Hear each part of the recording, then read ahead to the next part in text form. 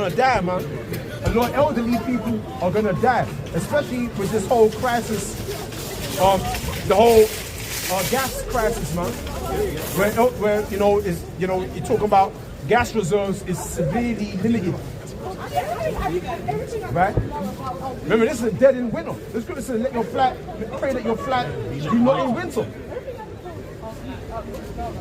Pray that your flat be not in winter, because that's when you get sick the most. Okay?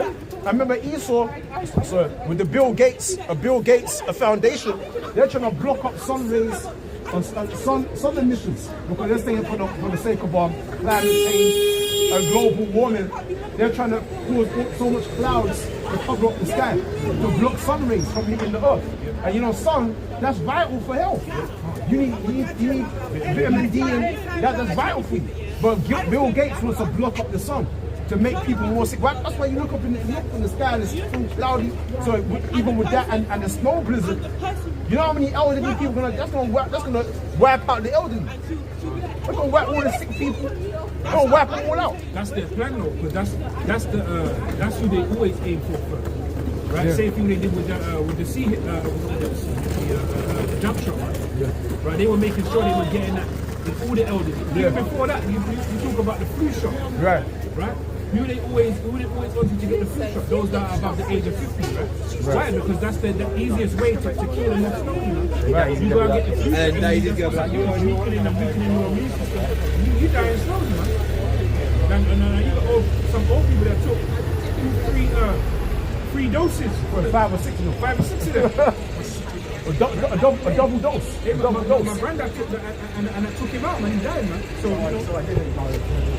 it's not a game, but you know that's not going to stop the people from taking it again. Because right now they're talking about what's that new one called that was in China?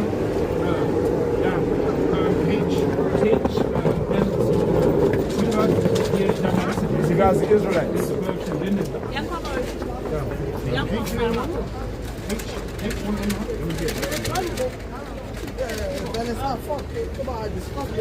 Talking cold though, for the sake of the point. Talking cold, because if you actually say it, you might flag my channel. It's the first time.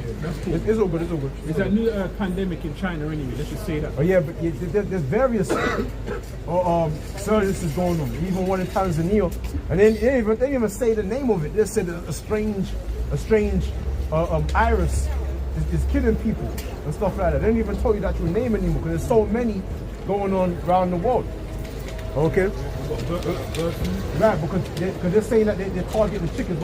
So there's an actual virus that only attacks chickens? What about other birds like pigeons and turkeys? Why are they trying to say it's only attacking the chickens? Why? Because it's made up, man. It's made up. They're trying to wipe out the chicken supply. That's what they're trying to do. Okay? They're trying to use that as a justification to wipe out the stocks, man. You understand? It's funny you say that as well, because even that's a tactic in itself. You got to look at the demographic of who eats chicken. Yeah. That's not an accident. Yeah. You know, because it's like you said, it's not a turkey. You know, Jake ain't really, not that Jake don't eat turkey, but chicken's Jake's staple, man. Yeah. You know? Chicken wings. Jake without chicken for 2 weeks, go crazy, man. Yeah. We're all break news. No wings? What? Closes down. What? Yeah, From DMX? What? Yeah, just imagine. No wings? You know what I'm saying? Tradition among men. Yeah, you know what I mean? Yeah, but we laugh and jest, but this is real life, man. You know, we've seen it. We've seen examples of it throughout the last 5 to 6 years, man.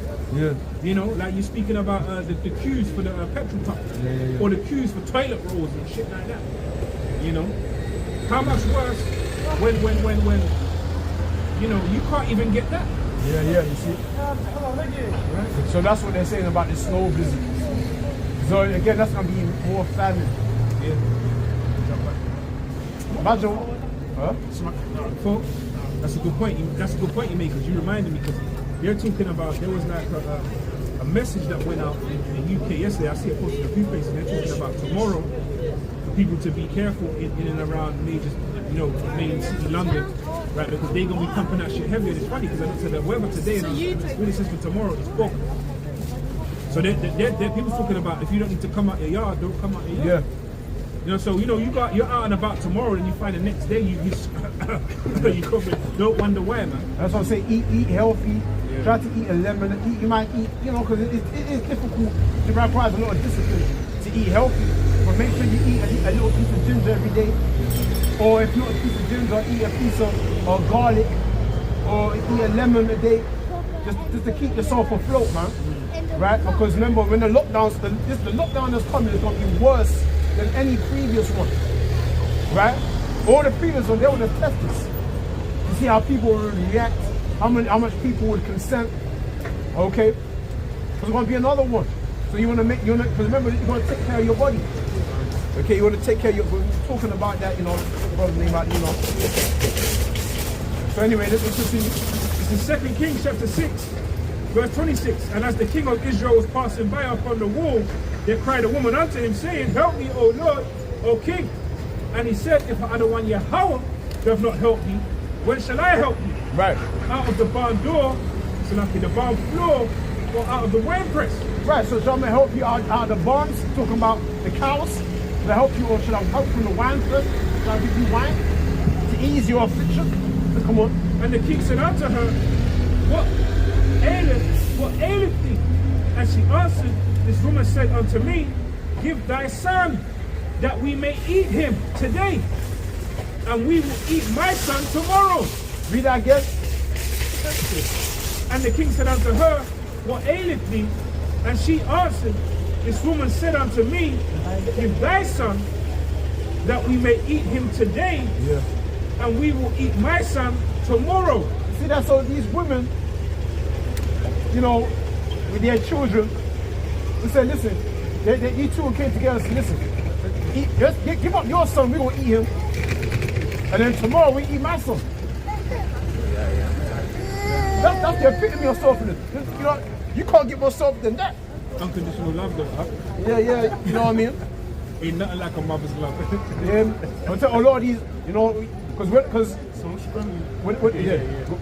when the baby starts crying, man, and you can't ease that child's suffering, you know how annoying it is to be on the bus and always be hearing a baby cry. That's Chris is autistic because my ears sensitive, so it hurts more. Yeah, I've been watching some cases in the last few days, man, and a few of those murder cases were exactly that. A father in the house, he's doing the babysitting, man. It's not normally his job. He can't stand it. The baby's been crying for 3 hours. Kill the baby, man. Yeah. That's how it's serious. Because like you said, you feel helpless. Yeah. What do you do? Now it gets that's one thing, the baby crying for a few hours. What about now when that baby ain't eating all day? Then that day turned to 2 days. Yeah. Right? So shall I carry on? Let me get this. Go on. Yeah? Yeah, go on. This is again 2 Kings chapter 6, verse 29. So right, remember as well, let's bring it back to the point. Remember, you got these two women, right? And they're saying to each other, look, let's make a deal, man. Today we eat your son, and tomorrow we can eat my son. Right? It says, and so we boiled my son. Remember, this is what the woman's saying unto the king, right? So we boiled my son and did eat him. And said unto her the next day, Give thy son, that we may eat him. And she hid her son away. I've got a question. How did they eat the child without the child fighting back? It's a child. The child can't man. And you got to remember, our people were in the same mindset back then as they into this. So the women were a lot stronger. They see a lot more.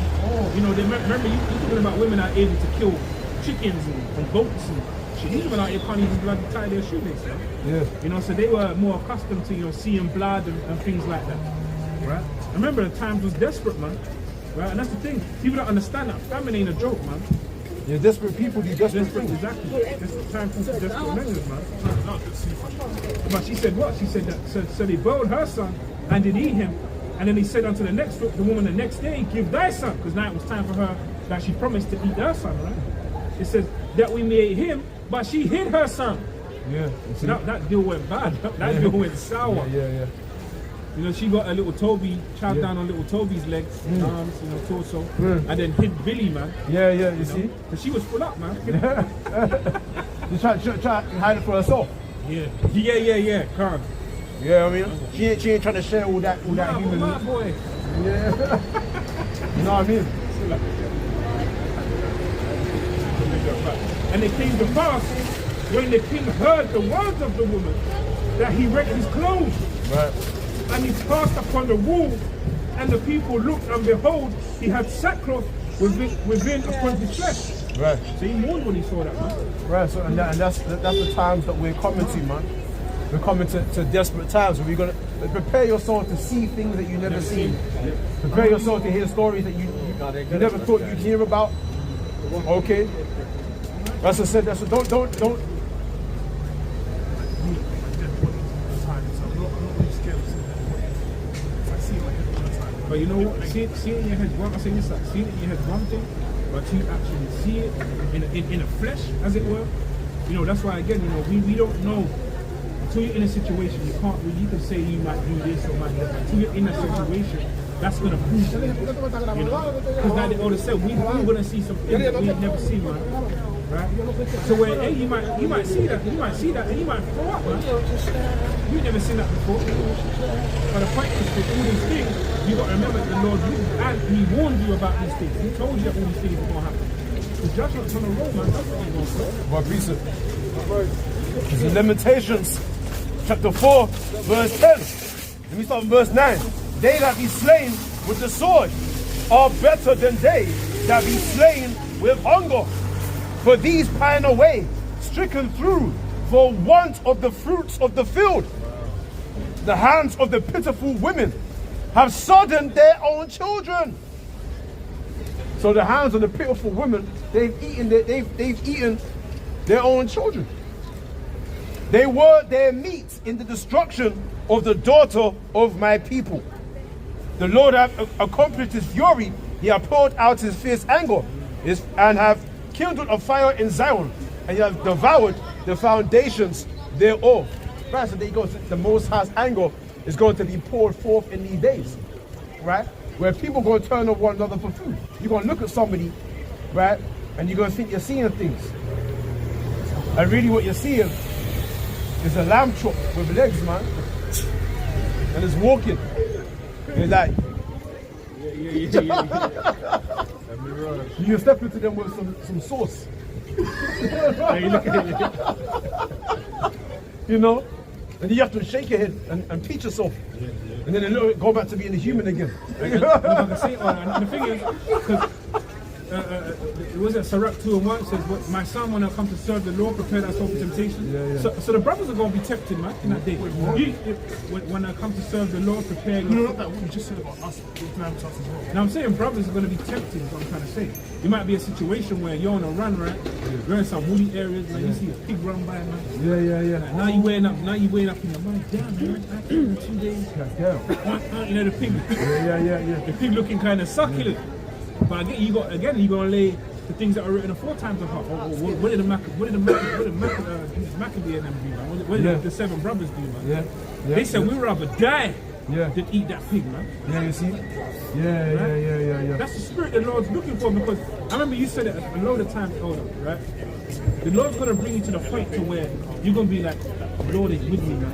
Yeah. You're gonna think that the Lord ain't with you. The Lord wants to bring you to that point so you still, even after everything you see and you go through and you're put through, the Lord to still know that you say, like Job, the Lord's still with you. The Lord's still got me. I ain't gonna not believe. That's the point the Lord's gonna bring you to, man. Like, you know, you might see you got children, you might see you put them to death in front of you. What you gonna, but that's a blessing. That's a blessing in itself. Like, some brothers do have children, and some brothers might witness their children being killed in front of them. Now what they're gonna do, they're gonna bug out. You know. Job 13 verse 15. Though he slay me, yet will I trust in him. But I will maintain mine own ways before him. And that's the integrity that Job had, man. And that's why the Wadi al-Bashir now shine for these examples, these perfect examples of how to move in the spirit and apply that faith you've been gifted, man. Right. It says, though he slay me, the Lord has punished me and making me go through things. But it says, yet will I trust in him. Right? Because the Most High gonna make you go through things, man. To test your faith. Because it's easy to say, I believe in this, I believe in the Most High, while you can still buy wings and oxtail from the corner, from the store, man. I believe in the yeah, of course, because the Most High still feeding you. But what when the Lord takes that food away from you? Are you still gonna be saying that?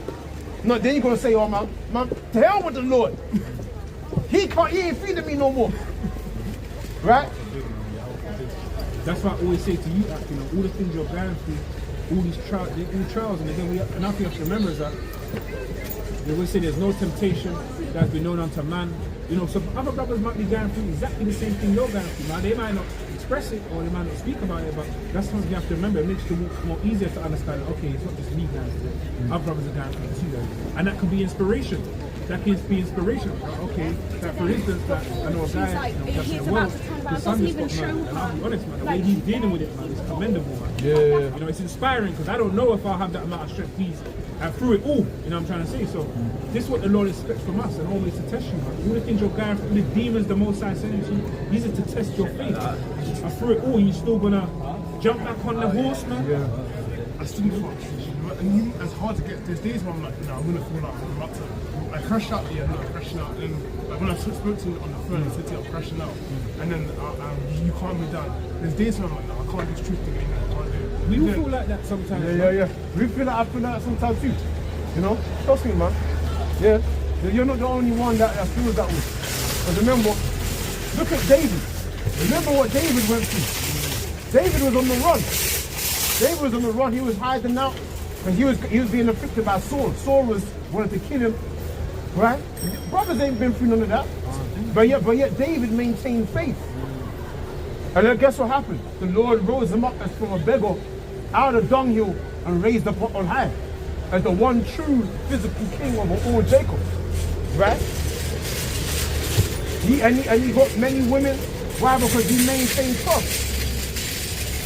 So, when you go through affliction, just know that the Lord has his eye upon you and he's watching to see how you're going to behave.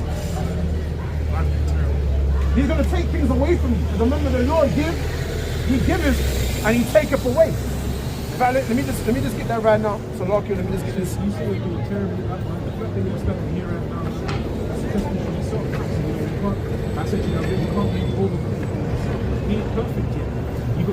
You're expecting that perfection right now. For the next day, okay, this is it now. But it's a process, man. For the longer term, all of us. So it says, Job chapter 1, verse 19, and behold, there came a great wind from the wilderness and smote the four corners of the house.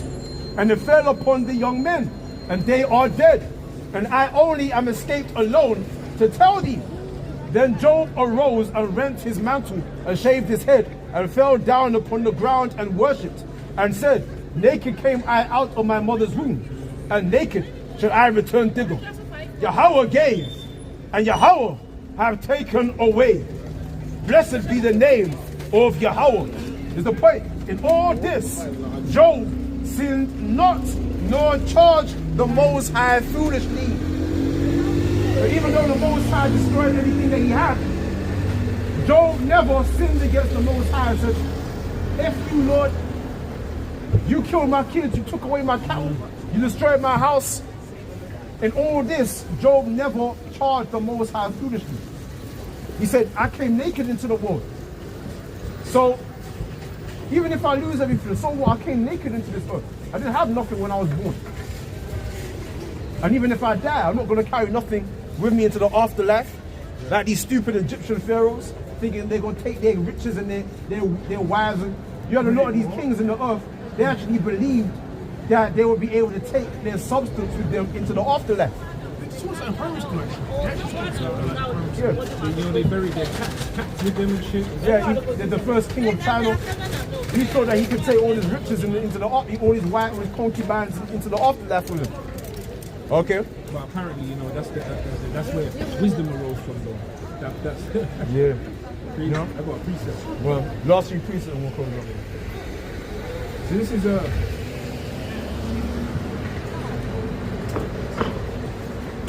it's the Proverbs chapter 19, verse 1. It says, better is the poor that walketh in his integrity, right, than he that is perverse in his lips and is a fool. Right. Now I want to read Proverbs 11. It says Proverbs 11:3, and the integrity of the upright shall guide them. But the perverseness of transgression shall destroy them. So that's the point right there.